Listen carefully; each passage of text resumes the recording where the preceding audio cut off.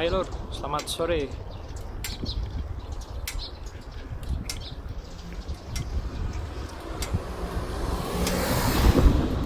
Bahasan mobil tadi. Ya, selamat sore untuk kalian semuanya yang sedang menonton.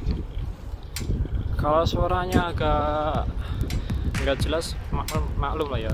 Ini lagi nyempil-nyempil hari angin sore. Jadi kalian ini mau apa? Mau kasih contoh hasil kamera dari oppo itu dengan resolusi yang kamera cuma 32 MP dan tab yang belakang itu 48 MP, 12 MP dan 13 megapiksel.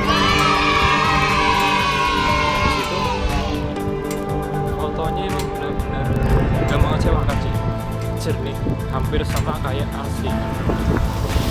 Dari mode makro, mode wide, zoom itu lumayan lah ya, walaupun sampai maksimal 20 kali zoom gitu, tapi nggak mengecewakan sih. Hasilnya pun nanti kalian lihat sendiri. Ini lebih buat sepeda agak susah